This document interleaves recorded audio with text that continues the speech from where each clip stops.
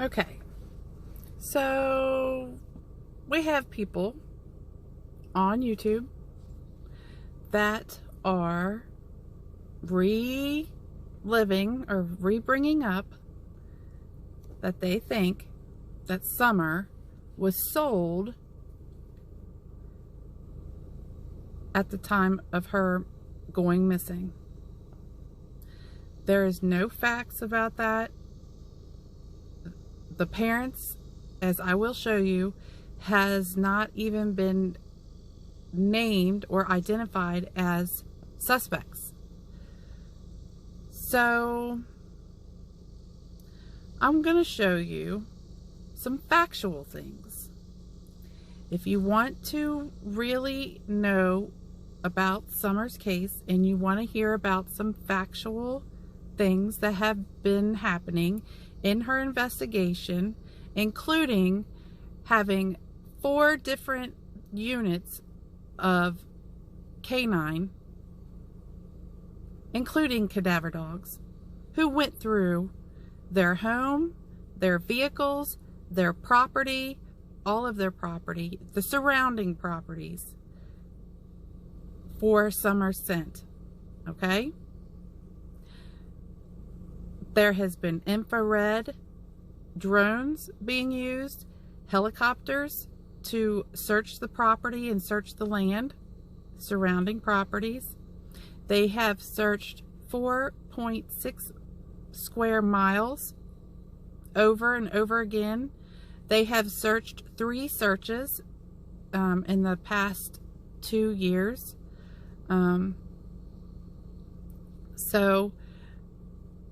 And still, no arrests, no suspect, no evidence of anything that they're letting the public know. Now, Leslie Earhart nor anyone from law enforcement is going to call any kind of a YouTuber and give them information. So if anyone from YouTube or chat or subscribers say that Leslie Earhart, John Pruitt, Ronnie Lawson has called and gave them information, you might want to ask for receipts, because they're not going to call some YouTuber. They're not going to call some random citizen and say, hey, let me give you a secret. No. They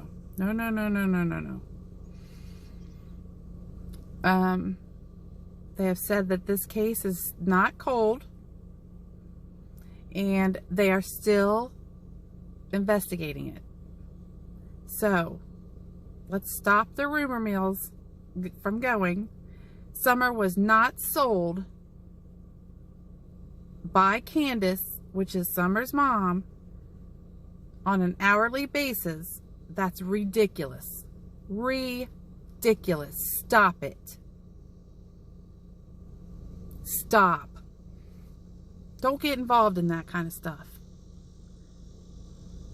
Candace, Summer's mom, would never sell her daughter. No. And I can say that.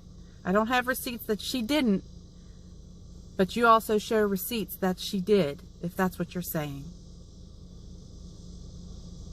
So you guys, let's look at some factual things, shall we? Follow me.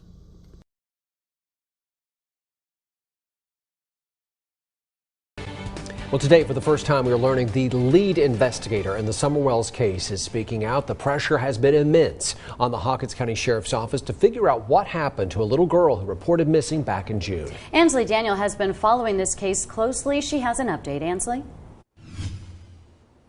Josh and Sarah, there was frustration, some anger, and the presence of a heavy burden when I sat down with the detective John Pruitt with the Hawkins County Sheriff's Office. He's led this investigation into Summer's disappearance. He told me that as difficult as this case is to work, he is nowhere near giving up.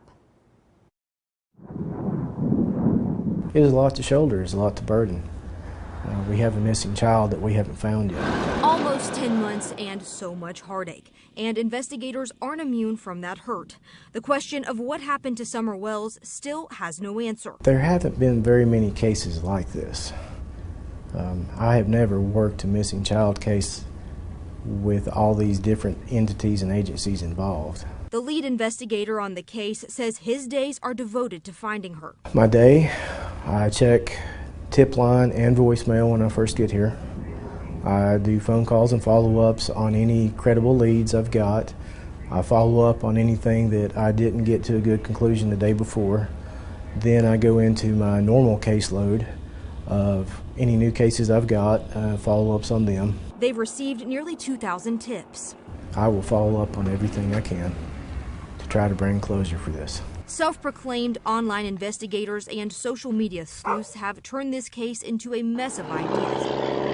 And tips have come in from everywhere across the U.S. and even overseas. That help, Pruitt says, has led to little more than time wasted. If these people want to help so much, we always accept applications to certified individuals. He says the investigation has led to the continued thought that if Summer is found, it will be nearby. I believe that she would probably be somewhere close by, because we found nothing to lead us to believe that she's been abducted or trafficked out of the area. Pruitt works alongside the TBI and FBI. Along with the ground search, Pruitt says investigators have poured through data. Almost a year into the case, and Detective Pruitt says it still remains a very active investigation. I'm not going to let it go cold. Now, authorities are spending more time than ever before fielding through false tips as well as false hope. It's sporadic. I mean, one day you might get 5 leads, the next couple of days you might not get anything. But it's been an active investigation that's I've been devoted to since it first occurred.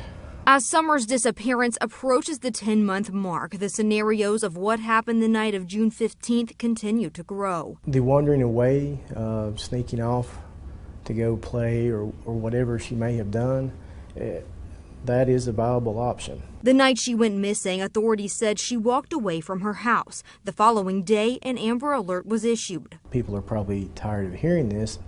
All possibilities are on the table. We're not completely eliminating the abduction idea, but there's nothing to lead us to believe that we need to focus on that alone. In the height of the search, those on the ground combed through miles of tough, rugged terrain, leaving many to wonder how there was no trace of little Summer. In February, Sheriff Ronnie Lawson told News Channel 11 that the Wells family had lawyers and were no longer cooperating. The lead investigator for the case explained how that, as well as how her father's current stint in jail on unrelated charges, hasn't moved this case forward. The family has attorneys involved, and that is not a direct line of communication. That tone is quite the change from what it was last year when Summer was first reported missing. It was pretty good.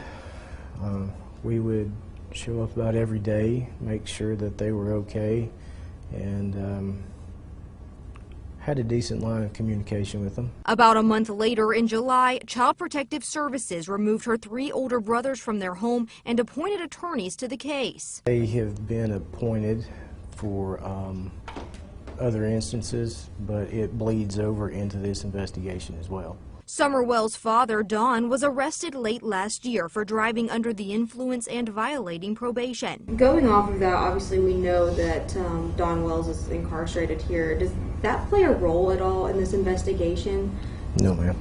On February 7th, a judge ordered him to serve the remainder of his 11 months and 29-day sentence in the Hawkins County Jail. With Mr. Wells, he knows when he first came into the institution, he knows at any time he wants to talk to let their staff know, and I will get to him as quick as I can. But Pruitt hopes the Wells family knows, despite the other legal troubles, they can reach out anytime. Communication between me and the family have changed, but I hope that they still understand that they can come talk to me at any time they want to.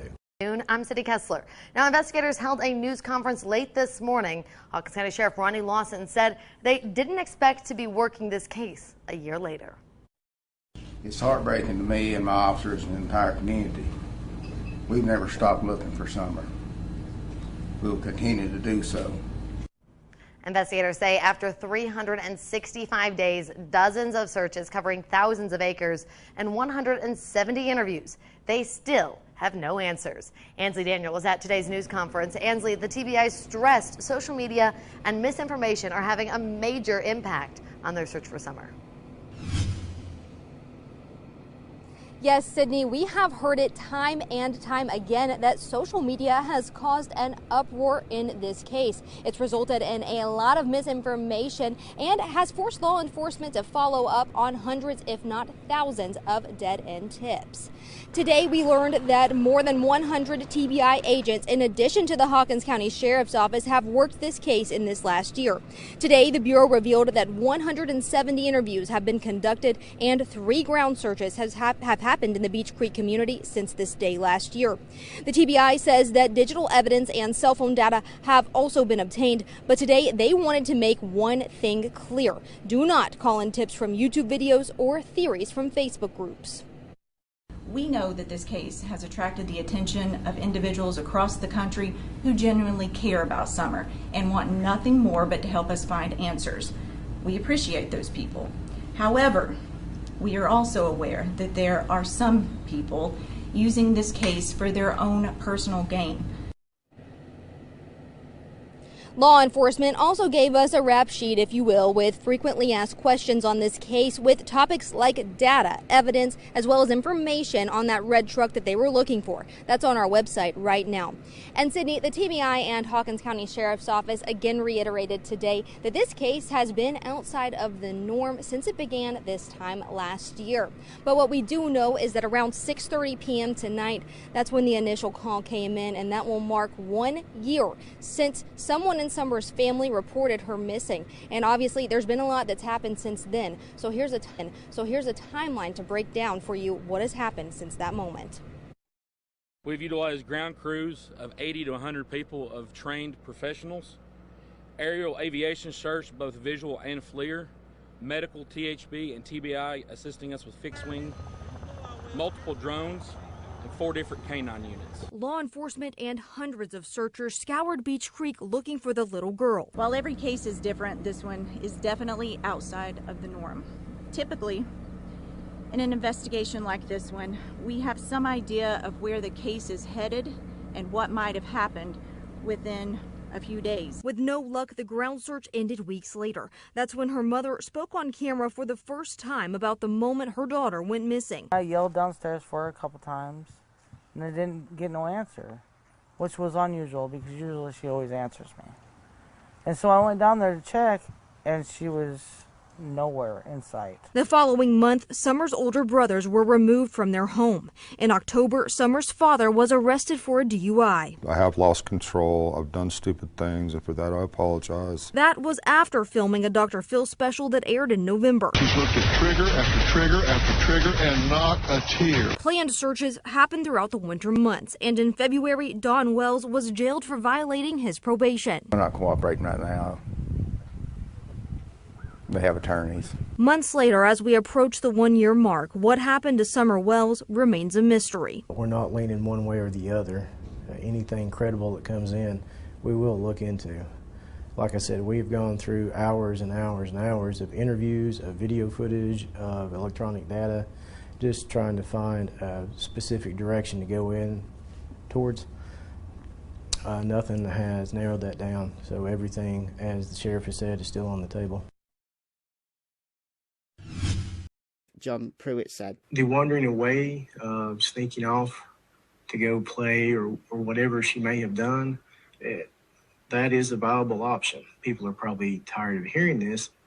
All possibilities are on the table. We're not completely eliminating the abduction idea. There's nothing to lead us to believe that we need to focus on that alone. In the height of the search,